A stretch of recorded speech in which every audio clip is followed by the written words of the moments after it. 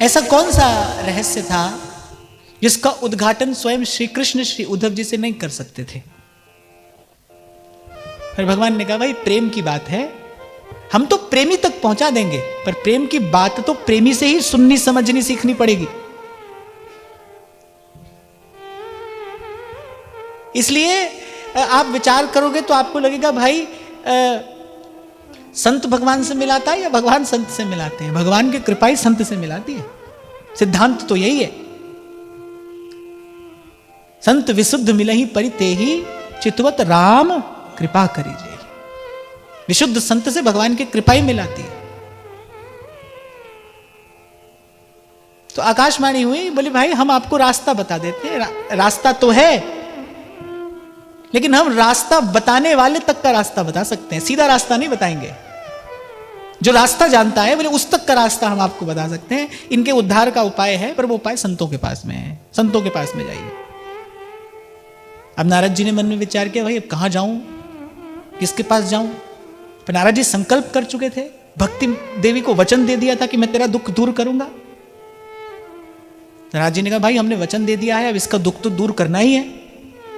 इसलिए आपको कहता हूं, बार बार कहता हूं, संत के संकल्प में अपना स्थान बना लीजिए। बस यदि संत ने आपके कल्याण का संकल्प कर लिया, यदि संत के मन में ये बात आ गई कि भाई इस जीव का कल्याण होना चाहिए, इस जीव का उद्धार होना चाहिए, तो आप कितने भी अयोग्य और अनधिकारी क्यों ना हो, प्रकृति को आपके लिए मार्ग बनाना ही पड़ेगा, क्योंकि संत का संकल्प है। साधु का कहा वृथा नहीं जाए। संत की वाणी अमोघ है, वो निष्फल नहीं हो सकती। संत का शब्द ब्रह्म है। तो नारद जी सब तीर्थों में गए, बड़े बड़े संतों से मिले, कुछ ने कुछ कहा, किसी ने कुछ कहा। अब किसी ने कहा जब आप ही नहीं जानते तो हम क्या बताएं? नारद जी पूछने के लिए आए हैं, जो सबको भगवत प्राप्ति का मार्ग बताते हैं, बताने में समर्थ हैं। नारद जी को भक्ति का भास्कर कहा गया है। वो जिसके जीवन में आए पीछे पीछे भगवान आ ही जाते हैं, भगवान की भक्ति आ जाती है। और आज जहां से हमने चर्चा आरंभ की ना, व्यास जी कहते हैं परम पद कौन सा है, क्या है? तो साधुता ही परम पद है। और साधु कौन? भाई जिसके आते ही भगवत भाव की, भगवत प्रेम की सुवास आ जाए। मैं पुनः आज आपको स्मरण करा दूं, बस जिसको देखते ही आपको प्रभु याद आ जाए, बिना प्रयास के याद आ जाए, बस वही साधु है, वही साधु है। जिसके पास आते ही विषय की वासना मंद पड़ने लगे। सदगुरु चंदन सम कहा भगवद प्रेम सुवास। निस दिन दान करे उसे जो जन आवे पास। दो गुण होते हैं ना, चंदन के वृक्ष के पास दो गुण हैं। कौन से? पहला तो सुवास है और दूसरा शीतलता। सुवास और शीतलता। जिसके पास जाते ही पहले विषय के ताप से निवृत्ति हो जाए। बड़ा तपाती है संसार की इच्छा, संसार की कामना बड़ा ताप है भाई, इससे बड़ा कोई ताप ही नहीं है। बड़ा तपाती है संसार की इच्छा। जिसके भीतर है ना, खोल कर देखो वो बेचारा कितनी पीड़ा में है, कितने कष्ट में है। बड़ी बड़ी बात करता हो सो ठीक है, ये तो वाग विलास भी हो सकता है। तो जहां संसार की इच्छा की निवृत्ति हो जाए, क्योंकि इच्छा ही ताप है, संसार का ताप संसार की इच्छा ही है, तो सबसे पहले ताप की निवृत्ति हो जाए और फिर सुवास, भगवत प्रेम की सुवास। ये दो चीजें संत के पास होती हैं। संत रूपी चंदन का जो वृक्ष है उसके पास ये दो चीजें जाते ही मिलती हैं। अच्छा, शीतलता भी और सुवास भी ऐसा तो नहीं कि मांगने वाले को मिले, जो नहीं मांगे उसको ना मिले, ऐसा तो नहीं है ना। वृक्ष के पास जो भी जाएगा, चंदन के वृक्ष के निकट जो जाए, वो कह रहे हैं अरे वो जो भुजंग उससे लिपटे रहते हैं, अरे और तो और छोड़ो। वो तो ये कहते हैं जो कुल्हाड़ी काटने के लिए जाती है, वो चंदन का वृक्ष उसको भी अपनी सुवास से सुवासित कर देता है। संत के पास कोई अहित की भावना से भी जाए, पर उसका भी हित ही होता है। इसलिए भगवान ने कहा भाई मोते अधिक संत कर लेखा। ठाकुर जी ने कहा हमसे कोई युद्ध करने आए, हम तो युद्ध भी करते हैं। ठाकुर जी के पास तो सब रोगों की औषधि है ना, तो उनके पास तो जो जैसा जाए उसको वैसा उत्तर दे देते हैं। पर कह रहे भाई हमारे प्यारे संत ऐसे नहीं है, हमारे संत ऐसे नहीं है। आप देखिए जब महर्षि दुर्वासा को सुदर्शन चक्र जी के असह्य तेज से जलते देखा ना महाराजा अम्बरीश ने, तो वो बड़े बड़े करुणाद्र हो गए, व्याकुल हो गए महर्षि की पीड़ा का विचार करके। जो रघुपति मोह पे अनुकूला, तो द्विज हो ही विगत श्रम सूला। चौपाई तो वैसे ये है, ये प्रसंग का कब का है, जब श्री हनुमान जी संजीवनी लेकर जा रहे थे ना, और श्री भरत जी ने मार्ग रोका कि भाई ये कौन जा रहा है। हनुमान जी को थोड़ी चोट लगी, तो भरत जी ने कहा जो रघुपति मोह पे अनुकूला, तो कपि हो विगत श्रम सूला। मैंने ऐसे गोस्वामी जी की आज्ञा लेकर ये बात यहां कह दी। महाराजा अम्बरीश के मन में तत्काल ये भाव आया कि यदि भगवान मुझ पर प्रसन्न हैं, यदि प्रभु मेरे अनुकूल हैं, तो इसी क्षण इनका कष्ट, इनका ताप दूर हो जाएगा। हम परम पद की ओर, हम इस साधुता की ओर बढ़ रहे हैं। इसका एक लक्षण यह है, किसी दुखी को देखकर आपके मन में क्या होता है, इसके साक्षी बनना, इसके साक्षी बनना। किसी का दुख देखकर आप कितने दुखी होते हो, क्योंकि साधु का गुण तो कबीर साहब कहते हैं, अपना सा जीव सबको जाने, सहज मिले अविनाशी। एक और बात मैं यहां पर कहूं भाई, किसी का दुख हम न दूर कर पाए वो बात चिंता की नहीं है, पर देखना किसी के दुख में दुखी हो रहे हैं कि नहीं हो रहे। ऐसा नहीं कि बगल में कोई दुखी पड़ा है, हम खा पी के मस्त सो रहे हैं। बगल में कोई पीड़ा से करा रहा है, हम खा पी कर मस्त सो रहे हैं। क्यों? बोले सुबह श्री जी की मंगला में जाना है।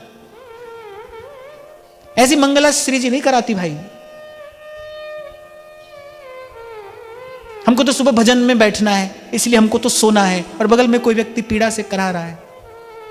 बाबा बुल्ले शाह एक अच्छी बात कहते हैं, कहते बुल्लिया जे तू कदे किसे दा फट नहीं सीता, जे तू कदे किसे दा फट नहीं सीता, कहने एवें फेरिए माला तू कख नहीं कीता, जीवे दया नामे रुचि। और मुझे तो लगता है कि ये सिद्धांत है, जितना जीव मात्र के प्रति दया होगी उतनी आपकी भजन में रुचि बढ़ेगी, और जितनी भजन में रुचि बढ़ेगी उतना हृदय कोमल होता चला जाएगा।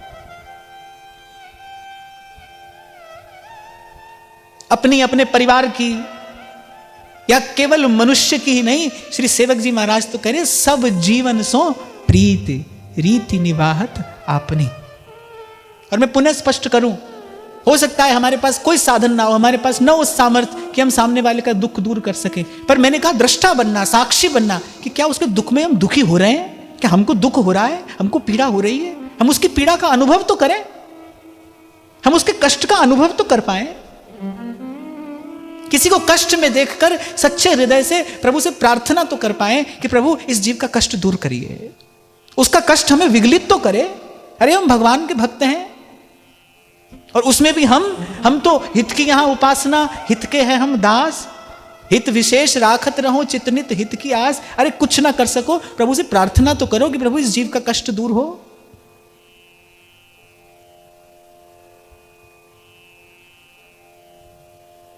क्षमा करना, क्योंकि ऐसा आसपास कभी देखने में आता है ना, कि आपके संग रहने वाला व्यक्ति पीड़ा में है, आप चादर ताने सोए क्यों? क्योंकि आपको सुबह भजन में बैठना है। ये कैसा भजन है भाई? ये कौन सी भजन भावना है? सेवक जी ने कहा अपनी रीति का निर्वाह करना, पर बाद में कहा, पहले कहा सब जीवन सुप्रीत। वो निकस कुंज ठाड़े भय भुजा परस्पर अंश, उस निकुंज मंदिर का दर्शन तो महाप्रभु जी ने बहुत बाद में कराया, पहले कुछ और भी कहा है। उस पर भी कान देने की और ध्यान देने की आवश्यकता है, वहां से होकर ही वहां तक पहुंचा जाएगा भाई। बड़ा निर्मल निष्कलुष हृदय प्रिया और लाल की केली का चिंतन करता है, कर सकता है। वो हृदय की निर्मलता, निष्कलुषता, उसी के लिए ये यज्ञ है। अंतःकरण की शुद्धि इसी प्रकार प्राप्त होती है, और यही साधु की साधुता है। पर दुख द्रवई संत सुपुनीता, जो द्रवीभूत हो जाए, देख ना पाए। महाराजा अम्बरीश देख नहीं पाए। उन्होंने कहा कि प्रभु यदि आप मुझ पर प्रसन्न हैं, अनुकूल हैं, तो अभी इन ऋषि का कष्ट दूर हो जाए। मैं इनको अपनी आंख के सामने ऐसे कष्ट में नहीं देख सकता।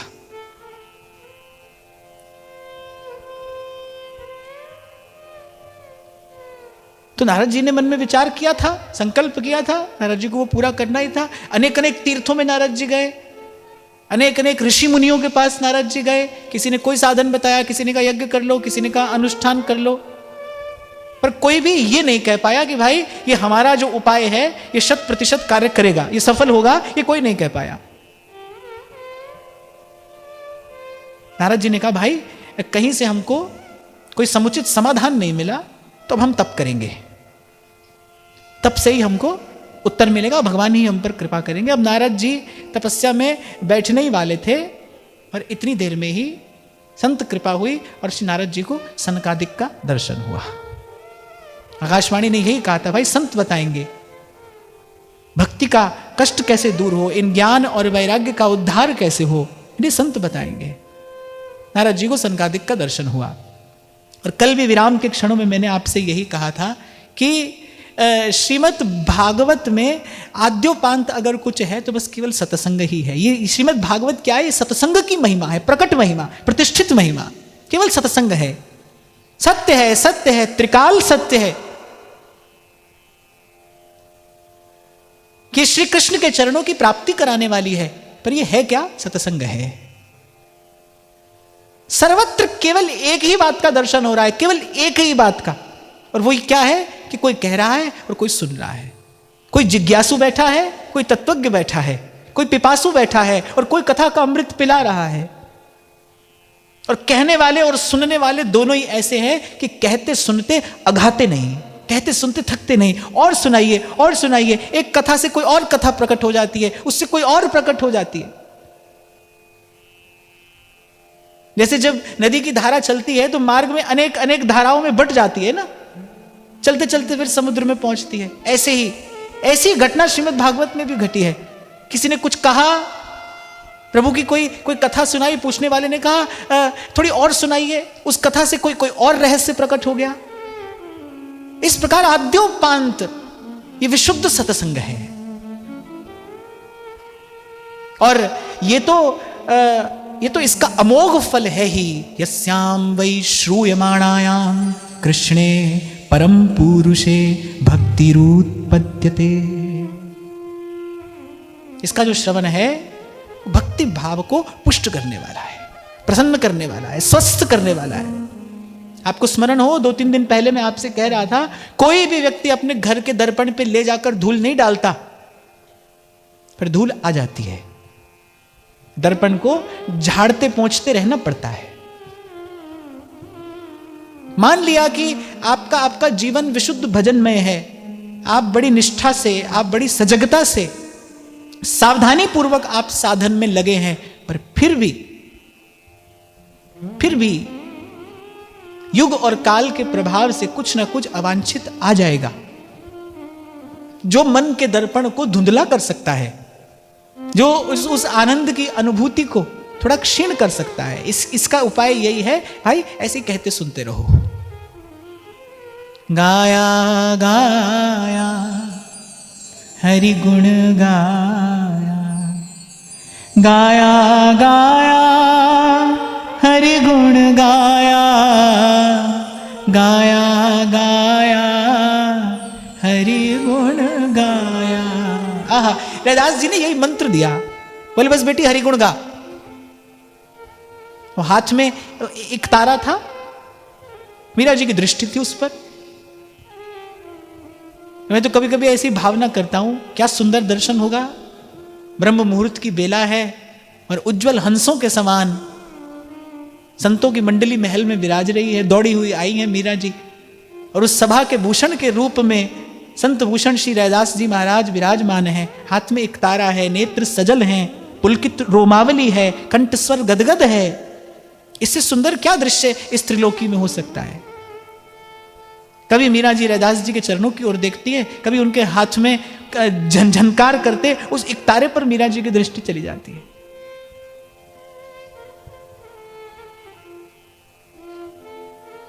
जैसे संतों की माला लोग चुरा कर भी ले जाते हैं। मैं जब 4-5 बरस मदन टेर रहा तो हमारा मदन टेर वाला बाबा बेचारा रोज दुखी रहता, तो कोई ना कोई उसकी माला चुरा कर ले जाता था। महाराज जी मुस्कुरा रहे हैं, लगता है महाराज जी के साथ भी ऐसी घटना घटी है। चुरा लेते हैं माला। संत की जपी हुई माला है और उसमें एक आकर्षण भी होता है। तो मीरा जी की दृष्टि पड़ी एक तारे पर। रैदास जी समझ गए। रैदास जी ने और तो कोई औपचारिकता की नहीं, बस यही कहा कि बोले बेटी हरिगुण गाना, और वो अपने हाथ का एक तारा मीरा जी के अंजुली पर रख दिया। मीरा जी कह रही बस इसी गुरु मंत्र से पार हो गई मैं, अब फिक्र नहीं मोहे तरनन की, मोहे लागी लगन गुरु चरणन की। भव सागर सब सूख गयो है।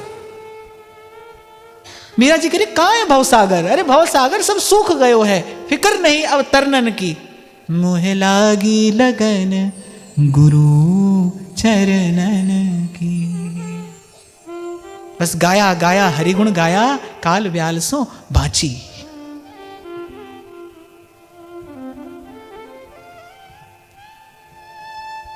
तब श्री सनकादिक ने श्री नारद जी से कहा, लेकिन आपका बड़ा विशुद्ध संकल्प है, आपका संकल्प जो है वह लोक कल्याणकारी है, इसीलिए हमारा दर्शन आपको हुआ है। आपको स्मरण हो, बहुत आरंभ में मैं आपसे कहता था कि यदि आपका लक्ष्य भगवान है तो आपको कहीं नहीं जाना है, भगवान का भेजा हुआ कोई दूत आपके द्वार तक आ जाएगा, अगर आपका लक्ष्य भगवान है तो। हाँ, अगर कोई और एजेंडा है, आपके शब्दों में मैं कहूं तो हिडन एजेंडा, बात तो भजन की ओर पर चाहिए कुछ और, मन की इच्छा वांछा कुछ और है, यही विचार करके तो मैं आपसे परसों कह रहा था भाई आपका मेरा मिलना बस इतना ही ठीक है, इतना ही पर्याप्त है।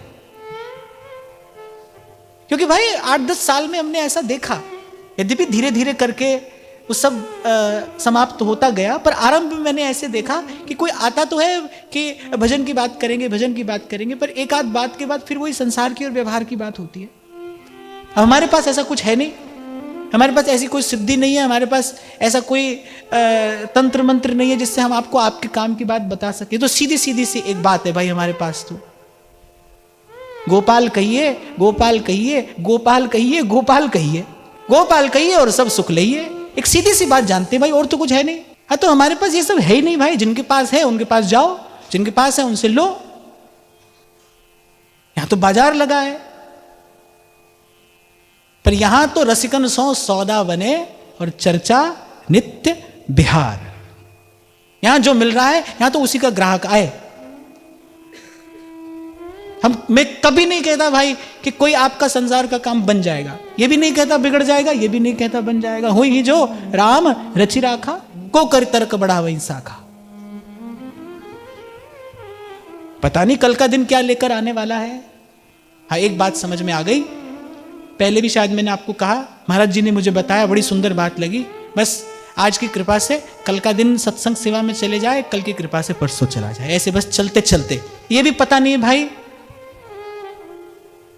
हमको तो ये भी खबर नहीं, और हमको ऐसी खबर चाहिए भी नहीं, सुननी भी नहीं है कि भाई 2 साल में पहुंचना है कि 5 साल में पहुंचना है। चलते रहना है, चरई बेती, चरई बेती। मैंने कहा ना, नदी की धारा उद्भूत होती है और चलती रहती है। वो जो चलना है वो उसको पवित्र बनाए रखता है।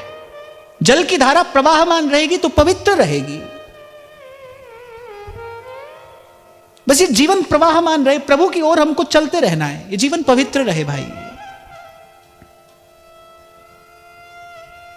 मुझसे तो कोई कहता है तो मैं तो बस भगवत कृपा का दर्शन यहीं पर करता हूं कि बाहर दृष्टि डालो तो बड़ा भय लगता है, और सोचता हूं कि भाई ऐसे समय में प्रभु ने हमको ये पवित्र भाव युक्त जीवन जीने का अवसर दिया है, ये बड़ी कृपा है भाई, बड़ी कृपा है।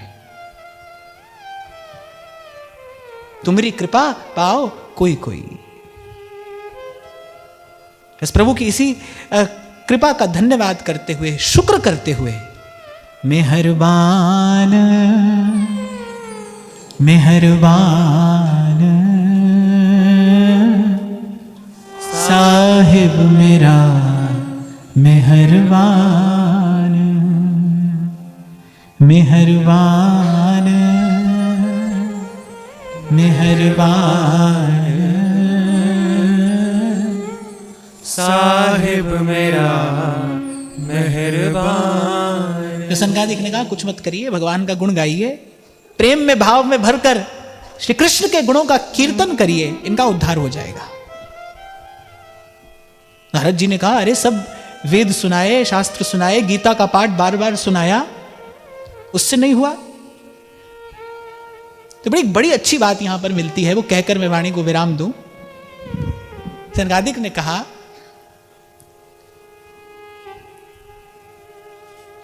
कि जब आम के बीज को डाला जाता है तो पहले वृक्ष बनता है, फिर फूल आते हैं, फिर फल आता है। अब पेड़ किसका है? आम का है। डाली किसकी है? फूल किसका है?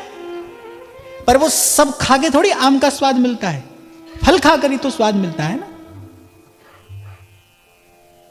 तो उन्होंने कहा कि भाई ये जो वेद हैं, शास्त्र हैं, ये सब वृक्ष हैं, शाखाएं हैं, फूल हैं, पर इनका जो फल है ना, वो तो हरि की कथा ही है।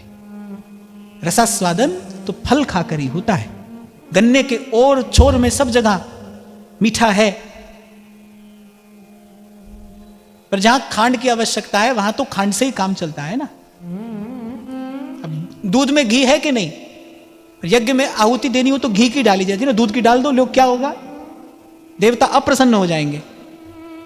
अब आप ये सोचो भाई कौन घी बनाए, दूध में तो घी है ही, लो दूध की आहुति डाल दो, पर ऐसे काम तो नहीं चलेगा, काम तो घृत से ही चलेगा।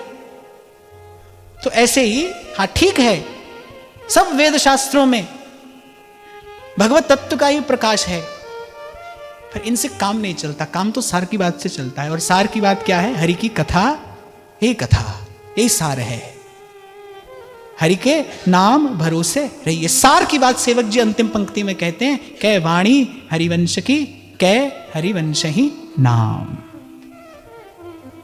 तो सनकादिक ने कहा यही सार स्वरूप साधन है, इसके अतिरिक्त कुछ और कहने सुनने की आवश्यकता नहीं। केवल इसी साधन का दृढ़ता पूर्वक आश्रय लेने से भक्ति प्रसन्नता को प्राप्त होगी, ज्ञान वैराग्य हष्ट पुष्ट हो जाएंगे, जीवन का कल्याण होगा।